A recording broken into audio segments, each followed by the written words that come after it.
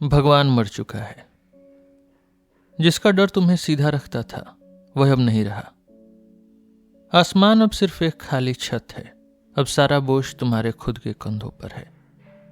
अब तुम या तो जानवर की तरह कीचड़ में गिरोगे या फिर महामानव बनने के लिए खुद को पार करोगे। जरथुस्त्र कौन है? वह एक मर्द है जो सालों तक पहाड़ की तन्हाई में रहा। उसने सूरज से बातें की, उसने आसमान का राजा और चालाक सांप से दोस्ती की। अब उसका प्याला भर चुका है। वह अपनी रोशनी लुटाने के लिए पहाड़ से नीचे उतर रहा है। मगर वह किसके पास जा रहा है? वह जा रहा है दुनिया के मेले में, जहां भीड़ चाल रहती है, जहां लोग आखिरी इंसान बन चुके हैं। वे लोग जो बस मजे चाहते हैं, जो सड़ना चाहते हैं, जो खतरे से डरते हैं। रास्ता क्या है? जिंदगी एक मौत की रस्सी है। इसके एक तरफ जानवर है और दूसरी तरफ महामानव, ओवर ह्यूमन, उबरमेंश। और नीचे एक गहरा खौफनाक गड्ढा है। जरथुस्त्र आपको उस रस्सी पर चलना सिखाने आया है। वह 3 बातें सिखाएगा। तुम्हारे अंदर की वह आग जो राज करना चाहती है, दबना नहीं। क्या तुम अपनी इस जिंदगी को, इसके हर दर्द और हर खुशी को बार बार, हजारों बार जीने का दम रखते हो? इंसान कोई मंजिल नहीं है, इंसान बस एक पुल है। यह किताब सबके लिए है और किसी के लिए भी नहीं। अगर तुम कमजोर हो तो यह तुम्हें जला देगी। अगर तुम बागी हो तो यह तुम्हें पंख दे देगी। पुराने रिवाजों को आग लगा दो, पुरानी तख्तियां तोड़ दो। अब कोई ऊपर वाला तुम्हें रास्ता नहीं दिखाएगा। अब तुम्हारी अपनी मर्जी ही तुम्हारा भगवान है। जरथुस्त्र पहाड़ से नीचे आ गया है। आइए इस बुक को लाइन बाय लाइन समझने की कोशिश करते हैं। मेरा नाम है रोहित और आप सुन रहे हैं सिलेबस विद रोहित।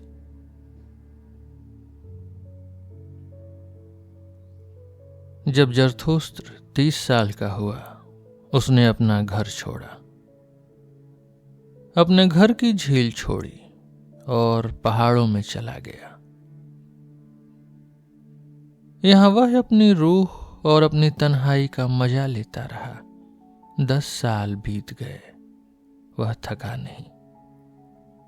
मगर आखिर में उसके दिल में एक बात जागी। एक सुबह वह सूरज निकलने के साथ उठा, सूरज के सामने खड़ा हुआ और यूं बोला, ओ बड़े सितारे, अगर तेरे पास वे लोग न होते जिन्हें तू अपनी रोशनी देता है तो तेरी इस खुशी का क्या मतलब होता? 10 साल से तू मेरी गुफा तक चढ़कर आ रहा है। अगर मैं न होता, मेरा आसमान का राजा न होता और मेरा चालाक सांप न होता, तो तू अपनी इस रोशनी से पक चुका होता, इस लंबे सफर से थक चुका होता।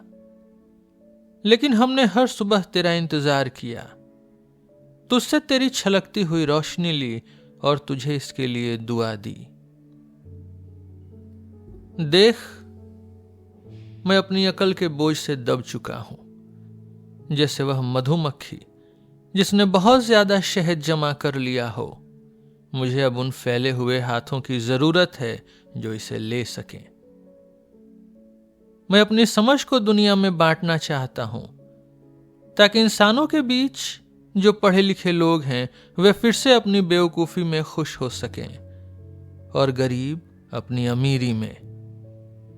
इसके लिए मुझे गहराइयों में उतरना होगा, जैसे तू शाम को समंदर के पीछे जाकर उतरता है, अंधेरी दुनिया में रोशनी पहुंचाता है। ओ बहुत ज्यादा अमीर सितारे, तेरी ही तरह मुझे भी नीचे उतरना होगा, जैसा कि वे इंसान कहते हैं जिनके पास मैं जाना चाहता हूं। तो मुझे दुआ दे ओ शांत आंख, जो इतनी बड़ी खुशी को भी बिना जलन के देख सकती है, उस प्याले को दुआ दे जो अब छलकना चाहता है, ताकि उसमें से सुनहरा पानी बहे और तेरी खुशी की चमक हर तरफ फैल जाए। देख, यह प्याला फिर से खाली होना चाहता है और जरथुस्त्र फिर से इंसान बनना चाहता है।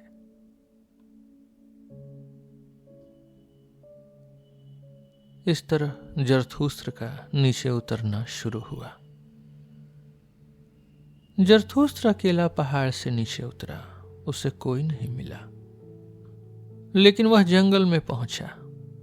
अचानक उसके सामने एक बूढ़ा खड़ा था।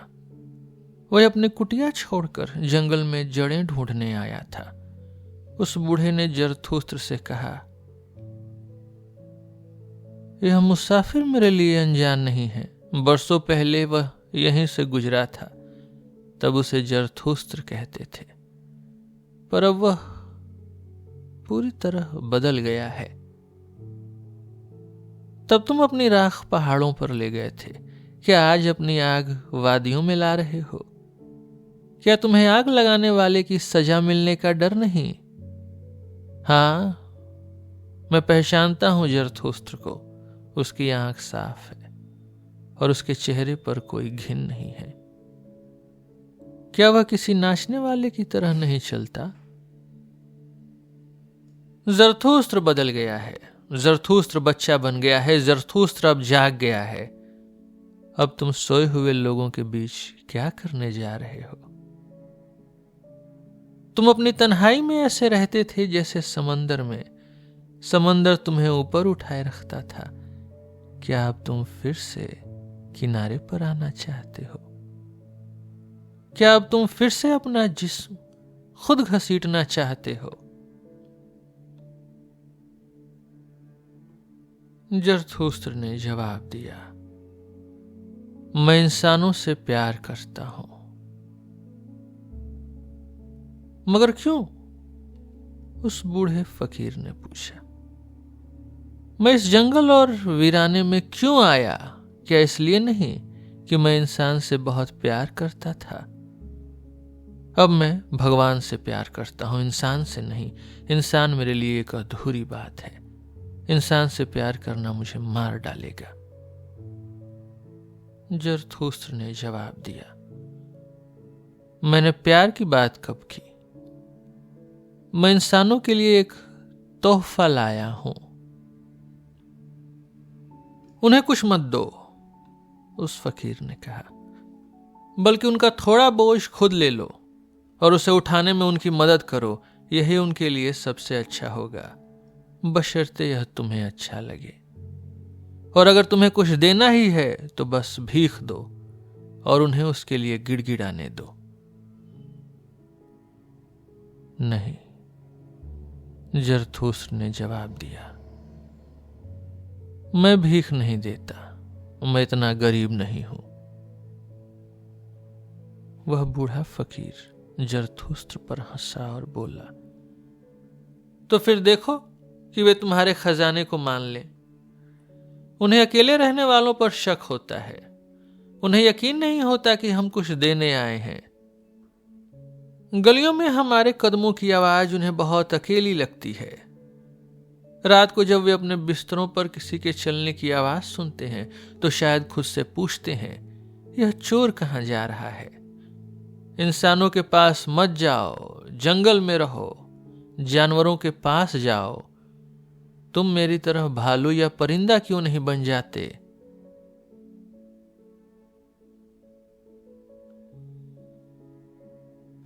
और तुम जंगल में क्या कर रहे हो? जरथुस्त्र ने पूछा। बूढ़े ने जवाब दिया, मैं गाने बनाता हूं और गाता हूं, और जब मैं गाने बनाता हूं तो मैं हंसता हूं, रोता हूं और गुनगुनाता हूं। इस तरह मैं भगवान की तारीफ करता हूं, गाकर, रोकर, हंसकर और गुनगुनाकर मैं उस भगवान की तारीफ करता हूं जो मेरा अपना है। लेकिन तुम हमारे लिए क्या तोहफा लाए हो जरथुस्त्र? जब जरथुस्त्र ने यह सुना तो उसने बूढ़े को विदा किया और कहा, मेरे पास तुम्हें देने के लिए क्या हो सकता है, बस मुझे जल्दी से जाने दो ताकि मैं तुमसे कुछ छीन न लूं। और वे दोनों, वह बूढ़ा और वह आदमी, बच्चों की तरह हंसते हुए अलग हो गए। मगर जब जरथुस्त्र दोबारा अकेला हुआ, उसने अपने दिल से कहा,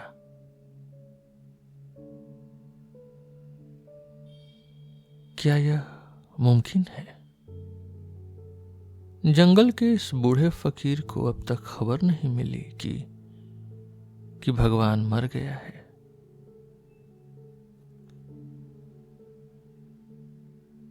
जब जरथुस्त्र पास के शहर पहुंचा, जो जंगल के किनारे था, उसने देखा कि वहां दुनिया का मेला लगा है और बहुत से लोग जमा हैं। किसी ने शोर मचाया था कि वहां एक मौत की रस्सी पर चलने वाला अपना खेल दिखाएगा। तब जरथुस्त्र भीड़ के सामने खड़ा हुआ और बोला, मैं तुम्हें महामानव के बारे में सिखाने आया हूं। इंसान एक ऐसी चीज है जिसे पार करना होगा। तुमने खुद को पार करने के लिए आज तक क्या किया? अब तक की सभी चीजों ने खुद से कुछ बड़ा बनाया है। क्या तुम इस चढ़ती हुई लहर का उतरा हुआ गंदा पानी बनना चाहते हो? क्या तुम इंसान को पार करने के बजाय वापस जानवर बनना चाहते हो? इंसान के लिए बंदर क्या है? एक मजाक, एक शर्म। महामानव के लिए इंसान भी बस यही होगा, एक मजाक और एक गहरी शर्म। तुम कीड़े से इंसान तक पहुंचे, पर तुम्हारे अंदर अब भी बहुत कुछ कीड़े जैसा है। पहले तुम बंदर थे और आज भी इंसान किसी भी बंदर से ज्यादा बंदर है। तुम में से जो सबसे ज्यादा पढ़ा लिखा है, वह भी बस एक घास फूस और भूत के बीच का झगड़ा है। पर क्या मैं तुम्हें भूत बनने को कहता हूं? देखो, मैं तुम्हें महामानव सिखाता हूं। महामानव ही इस जमीन का असली मतलब है। तुम्हारी मर्जी यह कहे कि महामानव ही इस जमीन का असली मतलब होगा। मेरे भाइयों, मैं तुमसे विनती करता हूं, इस जमीन के वफादार रहो। उन लोगों पर भरोसा मत करो जो दूसरी दुनिया की उम्मीदों की बात करते हैं। वे जहर बेचने वाले लोग हैं, चाहे वे यह जानते हो या न जानते हो। वे जिंदगी से नफरत करने वाले लोग हैं। वे खुद सड़ चुके हैं और जहरीले हैं। जिनसे यह जमीन थक चुकी है, तो उन्हें चले जाने दो। पुराने जमाने में भगवान के खिलाफ बोलना सबसे बड़ा पाप था, लेकिन अब भगवान मर चुका है और उसके साथ वे पाप भी मर गए। अब इस जमीन के खिलाफ जाना सबसे डरावनी बात है। पहले रूह, पहले सोल इस जिस्म से नफरत करती थी। वह चाहती थी कि जिस्म सूखा, डरावना और भूखा रहे। वह इस जिस्म और इस जमीन से भागना चाहती थी, मगर वह रूह खुद सूखी, डरावनी और भूखी थी।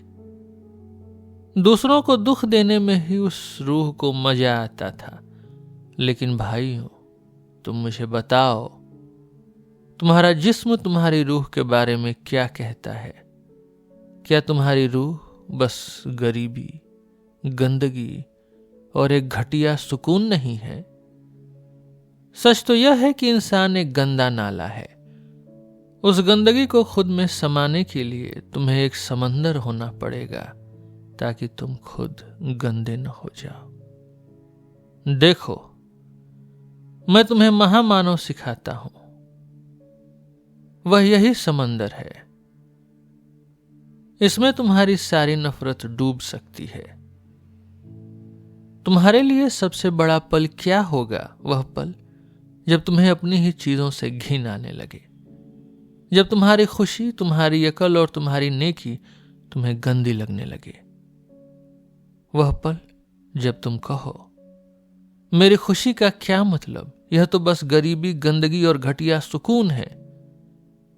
मेरी खुशी को तो इस जिंदगी का जायज मतलब होना चाहिए था। वह पल जब तुम कहो, मेरी अकल का क्या मतलब, क्या वह खाने के लिए वैसे ही तड़पती है जैसे शेर शिकार के लिए तड़पता है। यह तो बस गरीबी और गंदगी है। वह पल जब तुम कहो, मेरी नेकी का क्या मतलब, इसने मुझे आज तक पागल क्यों नहीं किया। मैं अपने अच्छे और अपने बुरे से थक चुका हूं, यह बस सब गरीबी और गंदगी है।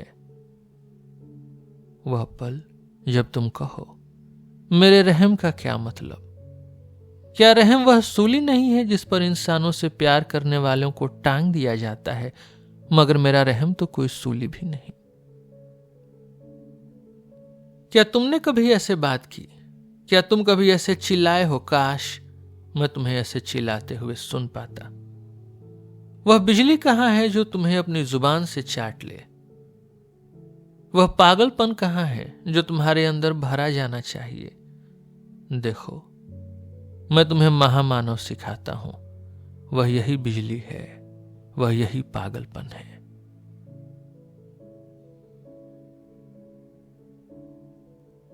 जब जरथुस्त्र ने यह सब कहा तो भीड़ में से कोई चिल्लाया, बहुत सुन लिया इस मौत की रस्सी पर चलने वाले के बारे में, अब उसे दिखाओ भी।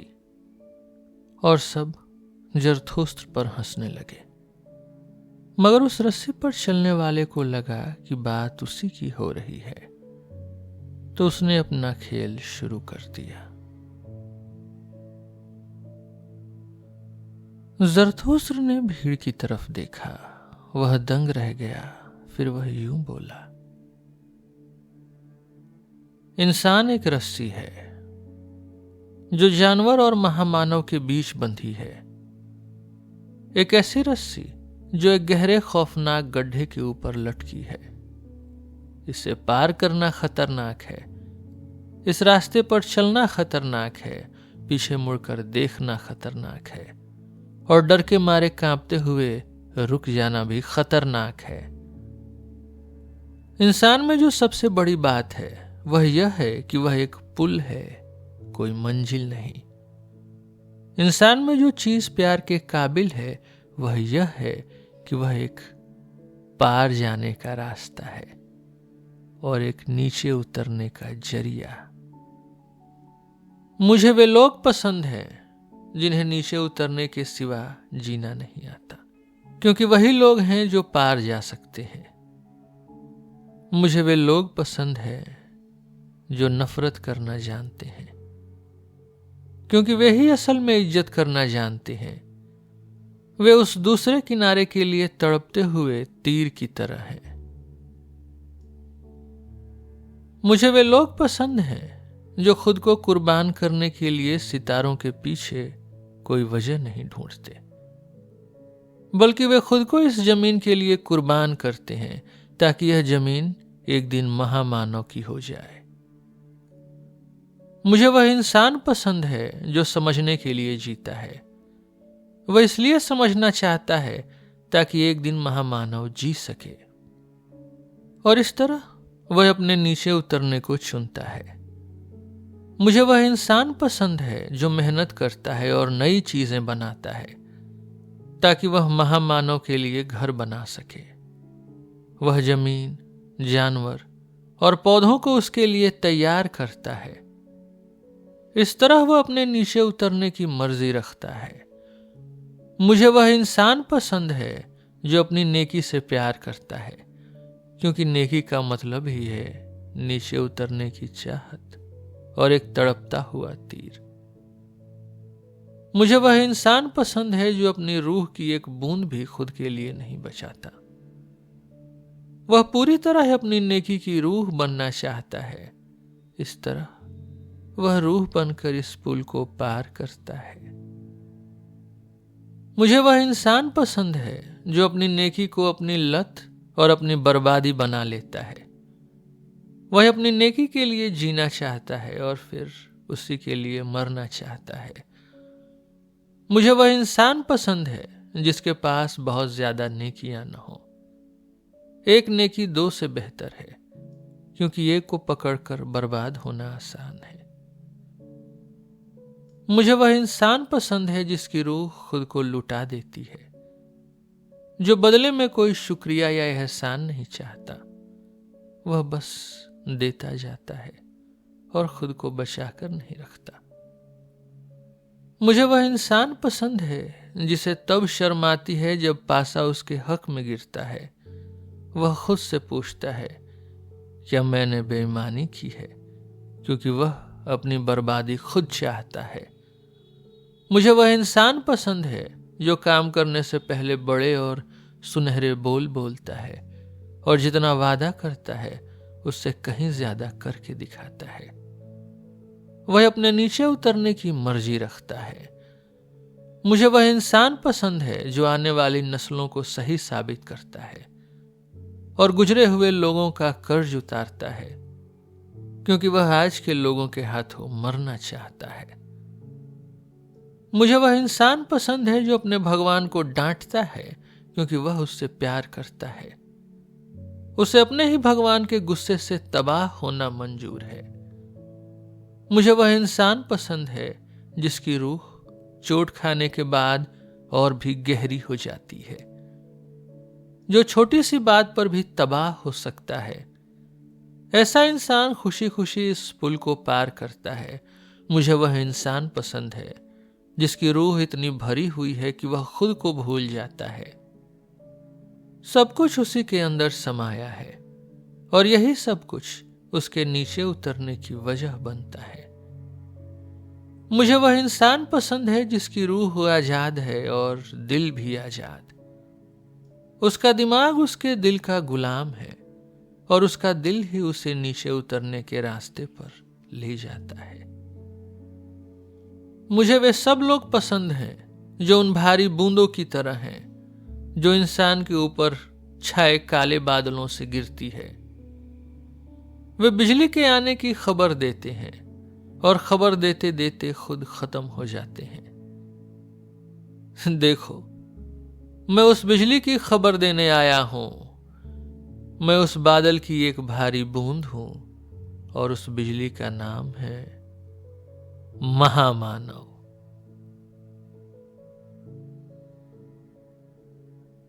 तब जरथुस्त्र ने लोगों की तरफ देखा। वह चुप हो गया। उसने अपने दिल से कहा, ये देखो, यहां खड़े हैं, ये हंस रहे हैं। इन्हें मेरी बात समझ नहीं आ रही। इनके कान मेरे लिए नहीं बने। क्या इनके कान फाड़ने पड़ेंगे ताकि ये अपनी आंखों से सुनना सीखें? क्या मुझे नगाड़े की तरह शोर मचाना पड़ेगा, या ये सिर्फ हकलाने वालों पर यकीन करते हैं? इन्हें किसी चीज पर बड़ा घमंड है। ये उसे अपनी तहजीब कहते हैं। यही चीज इन्हें बकरी चराने वालों से अलग करती है। इसलिए इन्हें अपने लिए नीच शब्द सुनना पसंद नहीं। तो सुनो, मैं इनकी उसी इज्जत पर चोट करूंगा। मैं इन्हें सबसे नीच चीज के बारे में बताऊंगा, और वह है आखिरी इंसान। जरथुस्त्र ने लोगों से कहा, वक्त आ गया है कि इंसान खुद के लिए कोई मंजिल तय करे। वक्त आ गया है कि इंसान अपनी सबसे ऊंची उम्मीद का बीज बोए। जमीन अभी भी उपजाऊ है, लेकिन एक दिन यह मिट्टी सड़ जाएगी, फिर इसमें से कोई बड़ा पेड़ नहीं उगेगा। हाय, वह बुरा वक्त आएगा जब इंसान अपनी तड़प का तीर इंसानियत के पार नहीं चलाएगा। उसके धनुष की डोरी कांपना भूल जाएगी। मैं तुमसे कहता हूं, एक नाचते हुए सितारे को जन्म देने के लिए तुम्हारे अंदर खलबली होनी चाहिए। मैं देख रहा हूं, तुम्हारे अंदर अभी भी वह खलबली बची है। लेकिन वह बुरा वक्त आने वाला है जब इंसान कोई सितारा पैदा नहीं कर पाएगा। वह सबसे नीच इंसान का वक्त होगा जो खुद से नफरत करना भी भूल जाएगा। देखो, मैं तुम्हें आखिरी इंसान दिखाता हूं। प्यार क्या है, बनाना क्या है, तड़प क्या है, सितारा क्या है? आखिरी इंसान ये सवाल पूछता है और अपनी आंखें मिचकाता है। जमीन अब छोटी हो गई है, उस पर आखिरी इंसान उछल कूद कर रहा है जो हर चीज को छोटा बना देता है। उसकी नस्ल को खत्म करना नामुमकिन है, जैसे जमीन के पिस्सू। ये आखिरी इंसान सबसे ज्यादा जीते हैं। हमने खुशी ढूंढ ली है, आखिरी इंसान कहता है और अपनी आंखें मिचकाता है। इन्होंने वे इलाके छोड़ दिए जहां जीना मुश्किल था, क्योंकि इन्हें गर्मी चाहिए। ये पड़ोसियों से चिपक कर बैठते हैं क्योंकि इन्हें गर्मी चाहिए। बीमार पड़ना या किसी पर शक करना इनके लिए पाप है। ये बहुत फूंक फूंक कर कदम रखते हैं। वह बेवकूफ है जो अभी भी पत्थरों या लोगों से टकरा कर गिर जाता है। थोड़ा जहर आज, थोड़ा कल, ताकि मीठे सपने आए, और आखिर में बहुत सारा जहर, ताकि मौत भी मीठी हो। ये अब भी काम करते हैं, क्योंकि काम करना एक खेल है, लेकिन ये ध्यान रखते हैं कि खेल में ज्यादा थकावट न हो जाए। अब कोई गरीब या अमीर नहीं होता, दोनों में बहुत झंझट है। अब कौन राज करना चाहता है, अब कौन हुक्म मानना चाहता है, दोनों में बहुत थकावट है। कोई चरवाहा नहीं, बस एक भेड़ चाल। सबको एक जैसी चीज चाहिए, सब एक जैसे हैं। जो लोग सोचते हैं वह खुद पागलों के अस्पताल चले जाते हैं। पहले पूरी दुनिया पागल थी। इनमें जो सबसे चालाक हैं वे कहते हैं और अपनी आंखें मिचकाते हैं। सब बहुत होशियार हैं। सब जानते हैं कि दुनिया में क्या क्या हुआ। इनके पास दूसरों का मजाक उड़ाने की कोई कमी नहीं। ये झगड़ा करते हैं पर जल्दी मान जाते हैं, वरना हाजमा बिगड़ जाएगा। दिन में थोड़ी सी मौज और रात में थोड़ी सी मौज, लेकिन ये अपनी सेहत का पूरा ख्याल रखते हैं।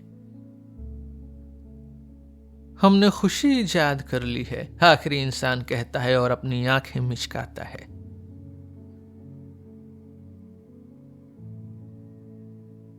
जहां जरथुस्त्र का पहला भाषण खत्म हुआ, भीड़ शोर मचाने लगी।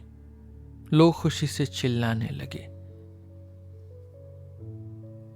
हमें ये आखिरी इंसान दे दो जरथुस्त्र, हमें ये आखिरी इंसान बना दो, फिर तुम अपना महामानव अपने पास ही रखो।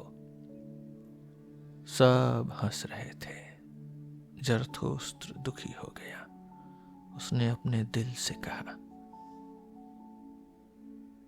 ये मुझे नहीं समझ रहे, इनके कान मेरे लिए नहीं बने। मैं बहुत लंबे समय तक पहाड़ों में रहा। मैंने झरनों और पेड़ों की बातें सुनी। अब मैं इनसे ऐसे बात कर रहा हूं जैसे बकरी चराने वालों से।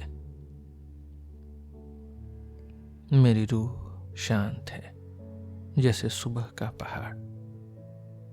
लेकिन इन्हें लगता है कि मैं एक ठंडा और कड़वा इंसान हूं जो बस मजाक उड़ाने आया है।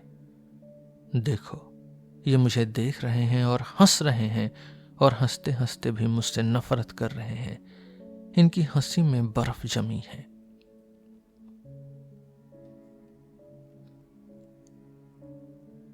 मगर तभी कुछ ऐसा हुआ कि सबकी बोलती बंद हो गई। सबकी आंखें फटी की फटी रह गईं, क्योंकि इसी बीच वह मौत की रस्सी पर चलने वाला अपना खेल शुरू कर चुका था। वह एक छोटे दरवाजे से बाहर निकला और रस्सी पर चलने लगा। यह रस्सी 2 ऊंचे टावरों के बीच बंधी थी और दुनिया के मेले और लोगों के ऊपर लटकी थी। जब वह आधा रास्ता पार कर चुका था, वह छोटा दरवाजा फिर से खुला। एक रंग बिरंगे कपड़ों वाला आदमी बाहर कूदा, जो किसी मस्खरे जैसा लग रहा था। वह तेज कदमों से पहले वाले आदमी के पीछे चल पड़ा। चल आगे बढ़े लंगड़े, वह चिल्लाया। आगे बढ़े सुस्त जानवर, ए स्मगलर, ए सफेद चेहरे वाले, वरना मैं अपनी एड़ी से तुझे गुदगुदी करूंगा। इन टावरों के बीच तू क्या कर रहा है? तेरी जगह टावर के अंदर है, तुझे बंद कर देना चाहिए।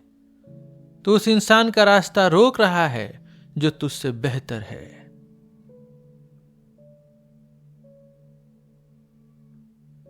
और हर शब्द के साथ वह उसके और करीब आता गया। जब वह उससे सिर्फ एक कदम पीछे था, तब वह भयानक बात हुई जिसने सबकी बोलती बंद कर दी। उसने किसी शैतान जैसी चीख मारी और उस आदमी के ऊपर से कूद गया जो उसका रास्ता रोक रहा था।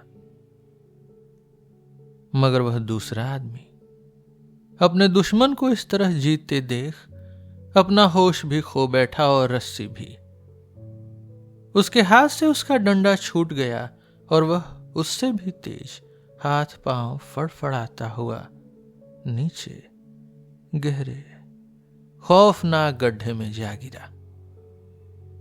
बाजार और वहां के लोग ऐसे लग रहे थे जैसे तूफान आने पर समंदर हो जाता है। सब यहां वहां भागने लगे, खासकर उस जगह से जहां वह जिस्म गिरने वाला था। मगर जरथुस्त्र वो अपनी जगह खड़ा रहा। वह जिस्म बिल्कुल उसके बगल में आकर गिरा।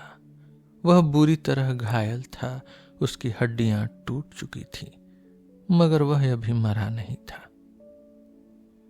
कुछ देर बाद उस टूटे हुए आदमी को होश आया।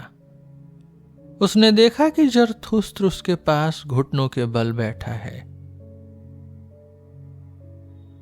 तुम यहां क्या कर रहे हो?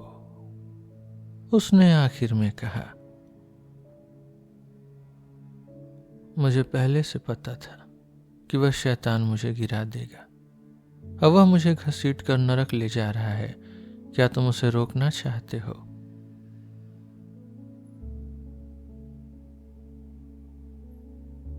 मैं कसम खाकर कहता हूं दोस्त, जरथुस्त्र ने जवाब दिया, कि तुम जो कह रहे हो उसका कोई वजूद नहीं है। न कोई शैतान है और न कोई नरक।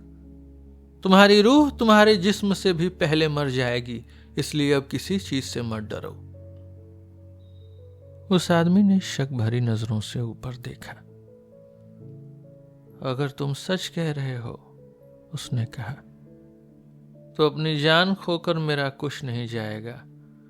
मैं उस जानवर से बढ़कर कुछ नहीं हूं जिसे मार खाकर और थोड़े से खाने के लालच में नाचना सिखाया गया है। ऐसा नहीं है, जरथुस्त्र ने कहा। तुमने खतरे को अपना काम बनाया, इसमें नफरत के काबिल कुछ नहीं है। वह तुम्हारे इसी काम ने तुम्हें नीचे गिरा दिया, इसलिए मैं अपने हाथों से तुम्हें दफनाऊंगा।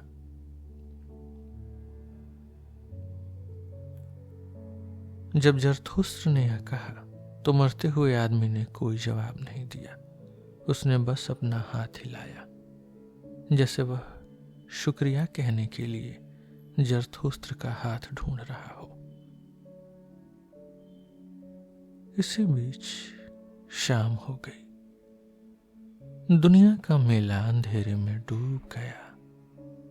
लोग तितर बितर हो गए, क्योंकि आखिर में हैरानी और खौफ भी थक जाते हैं।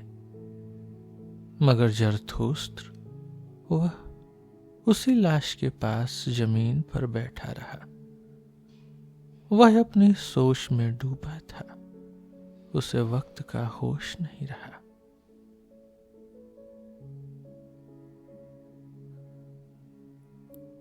लेकिन आखिर में रात हो गई। उस अकेले इंसान पर ठंडी हवा के झोंके चलने लगे। जरथुस्त्र खड़ा हुआ। उसने अपने दिल से कहा, सच में आज जरथुस्त्र के हाथ बड़ी अच्छी मछली लगी है। कोई जिंदा इंसान तो हाथ नहीं लगा, बस एक लाश मिली है। इंसान की जिंदगी भी अजीब है। इसका अब तक कोई मतलब नहीं। एक मामूली मस्खरा भी उसकी मौत का फैसला कर सकता है। मैं इंसानों को उनके होने का मतलब सिखाना चाहता हूं और वह है महामानव, वह बिजली जो इंसानियत के काले बादलों से चमकती है, मगर मैं अब भी उनसे बहुत दूर हूं। मेरी बात उनके होश तक नहीं पहुंच रही। इंसानों के लिए मैं अब भी एक पागल और एक लाश के बीच का कोई चीज हूं। रात काली है, जरथुस्त्र के रास्ते अंधेरे हैं। आ मेरे ठंडे और अकड़े हुए साथी, मैं तुझे वहां ले जाऊंगा जहां मैं अपने हाथों से तुझे मिट्टी दे सकूं। जब जरथुस्त्र ने यह बात अपने दिल से कह ली, उसने उस लाश को अपनी पीठ पर लादा और चल पड़ा। अभी वह 100 कदम भी नहीं चला था कि एक आदमी पीछे से रेंगता हुआ आया और उसके कान में फुसफुसाया, और देखो, वह वही टावर वाला मस्खरा था। इस शहर से भाग जाओ ओ जरथुस्त्र, उसने कहा।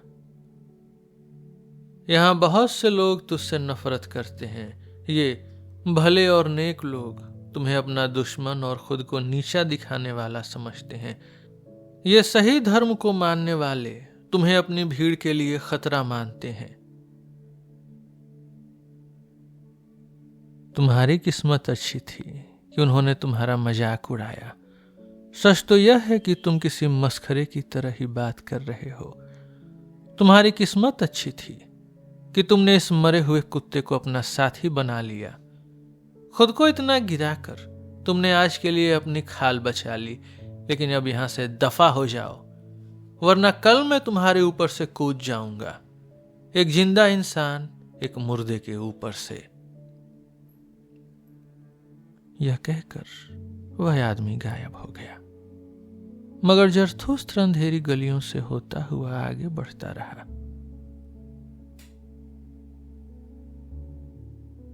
शहर के दरवाजे पर उसे कब्र खोदने वाले मिले। उन्होंने अपनी मशाल उसके चेहरे पर मारी। जरथुस्त्र को पहचान लिया और उसका खूब मजाक उड़ाया। देखो, जरथुस्त्र इस मरे हुए कुत्ते को उठाकर ले जा रहा है। कितनी अच्छी बात है कि जरथुस्त्र अब कब्र खोदने वाला बन गया है। हमारे हाथ तो इस सड़े हुए गोश्त के लिए बहुत साफ हैं। क्या जरथुस्त्र शैतान का निवाला छीनना चाहता है? जाओ भाई, मजे से खाओ। बस याद रखना कि शैतान तुमसे बड़ा चोर है। वह तुम दोनों को चुरा लेगा, वह तुम दोनों को खा जाएगा। वे आपस में हंसने लगे और सिर जोड़कर बातें करने लगे। जरथुस्त्र ने कोई जवाब नहीं दिया और अपने रास्ते चल पड़ा। 2 घंटे चलने के बाद जंगलों और दलदलों को पार करते हुए उसने भेड़ियों के भूखे होने की आवाजें बहुत ज्यादा सुनी, और अब उसे खुद भी भूख लगने लगी। तो वह एक अकेले घर पर रुका जहां एक दिया जल रहा था। अब भूख मुझ पर डाकू की तरह हमला कर रही है, जरथुस्त्र ने कहा। जंगलों और दलदलों में आधी रात के अंधेरे में भूख मेरा रास्ता रोक रही है। मेरी भूख के मिजाज भी बड़े अजीब हैं। अक्सर यह मुझे खाने के बाद लगती है, और आज तो पूरा दिन नहीं आई। आखिर यह थी कहां? जरथुस्त्र ने घर का दरवाजा खटखटाया। एक बूढ़ा आदमी बाहर आया। वह हाथ में रोशनी लिए हुए था। उसने पूछा, कौन है जो मेरी इस टूटी फूटी नींद को खराब करने आया है? एक जिंदा इंसान और एक मुर्दा, जरथुस्त्र ने कहा। मुझे कुछ खाने पीने को दो, जिसके बारे में मैं आज भूल गया था। जो भूखे को खिलाता है वह अपनी रूह को सुकून देता है। ऐसे ही समझदारी की बात होती है। बूढ़ा अंदर गया और तुरंत वापस आया। उसने जरथुस्त्र को रोटी और शराब दी। भूखों के लिए यह दुनिया का बहुत खराब कोना है, उसने कहा। इसलिए मैं यहाँ रहता हूँ। जानवर और इंसान मुझे अकेले रहने वाले के पास आते हैं, लेकिन अपने इस साथी को भी कुछ खिलाओ पिलाओ, वह तुमसे ज्यादा थका हुआ लग रहा है। जरथुस्त्र ने जवाब दिया, मेरा साथी मर चुका है, उसे मनाना बहुत मुश्किल होगा। मुझे उससे कोई मतलब नहीं। बूढ़े ने चिढ़कर कहा, जो मेरा दरवाजा खटखटाता है उसे वह लेना ही होगा जो मैं दूं। खाओ और यहां से चलते बनो। इसके बाद जरथुस्त्र 2 घंटे और चला। उसे अपने रास्ते और सितारों की रोशनी पर पूरा भरोसा था। उसे रात में चलने की आदत थी और सोई हुई दुनिया के चेहरे को देखना उसे पसंद था। लेकिन जब सुबह की पहली किरण फूटी, जरथुस्त्र ने खुद को एक गहरे जंगल में पाया। यहां उसे अब कोई रास्ता नहीं दिख रहा था, तो उसने उस लाश को एक खोखले पेड़ में रख दिया ताकि उसे भेड़ियों से बचाया जा सके, और खुद मखमली घास वाली जमीन पर लेट गया। और जल्द ही उसे नींद आ गई। उसका जिस्म थका हुआ था, मगर उसकी रूह बिल्कुल शांत थी।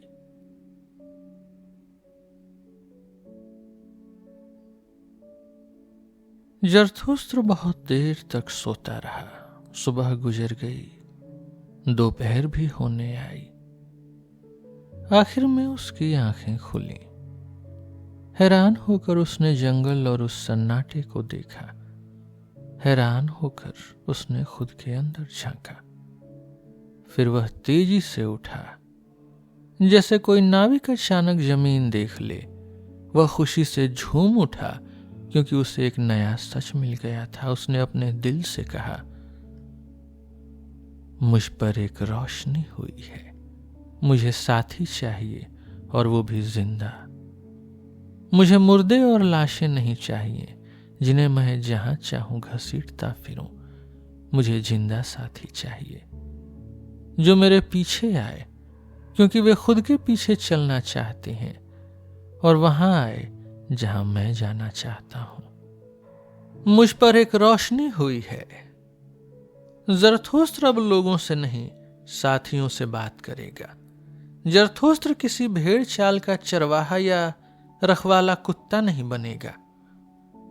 बहुतों को इस भेड़ चाल से बाहर खींचना, यही करने मैं आया हूं। लोग और ये भेड़ें मुझसे चिढ़ेंगी। जरथुस्त्र चाहता है कि ये चरवाहे उसे लुटेरा कहें। मैं उन्हें चरवाहा कहता हूं, मगर वे खुद को भले और नेक कहते हैं। मैं उन्हें चरवाहा कहता हूं, मगर वे खुद को सही धर्म को मानने वाला कहते हैं। देखो इन भले और नेक लोगों को। ये सबसे ज्यादा किससे नफरत करते हैं? उससे जो उनके पुराने नियम को तोड़ दे, जो कानून तोड़ने वाला हो, मगर वही तो बनाने वाला है। बनाने वाले को साथी चाहिए, लाशें नहीं। उसे न भेड़ें चाहिए न धर्म के गुलाम। उसे अपने जैसे बनाने वाले चाहिए जो नई तख्तियों पर नई बातें लिख सकें। बनाने वाले को साथी चाहिए।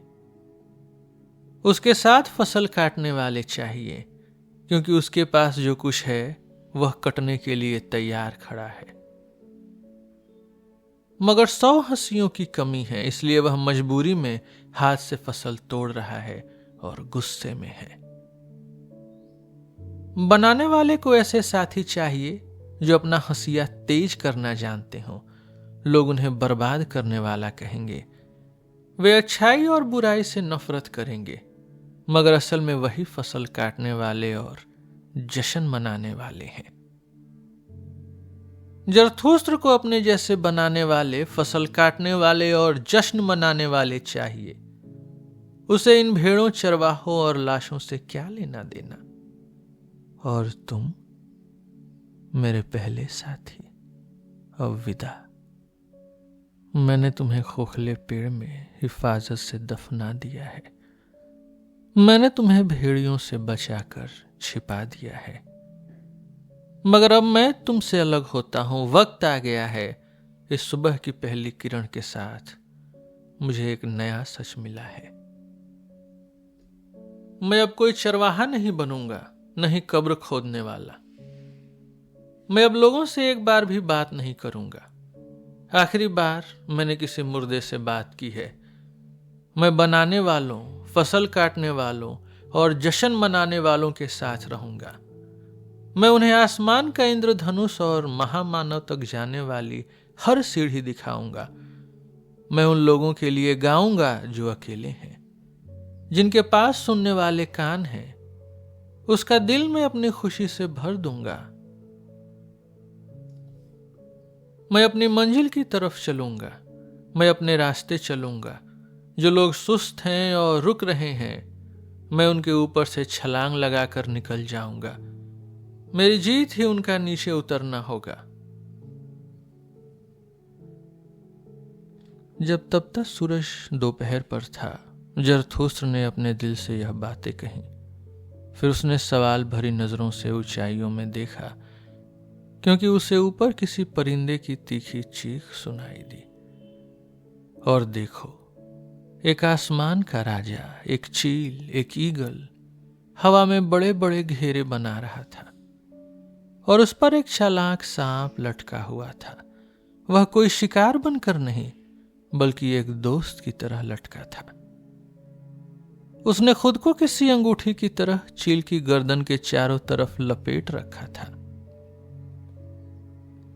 ये मेरे जानवर हैं, जरथुस्त्र ने कहा, और उसका दिल बाग बाग हो गया। इस तपते सूरज के नीचे जो सबसे गर्वीला जानवर है और जो सबसे होशियार जानवर है, वे दोनों टोह लेने निकले हैं। वे जानना चाहते हैं कि क्या जरथुस्त्र अब भी जिंदा है। सच तो यह है, क्या मैं वाकई जिंदा हूं? मैंने इंसानों के बीच रहना जानवरों के बीच रहने से कहीं ज्यादा खतरनाक पाया है। जरथुस्त्र खतरनाक रास्तों पर चलता है। अब मेरे जानवर ही मुझे रास्ता दिखाएं। जब जरथुस्त्र यह कह चुका, उसे जंगल वाले उस बूढ़े फकीर की बातें याद आईं। उसने एक ठंडी आह भरी और अपने दिल से यूं बोला, काश मैं और होशियार होता।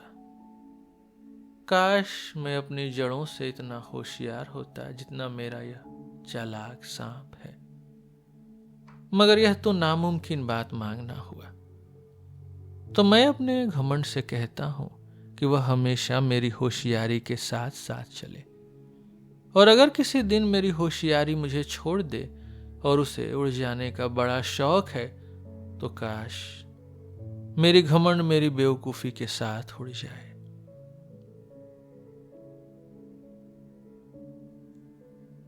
इस तरह जरथुस्त्र का नीचे उतरना शुरू हुआ।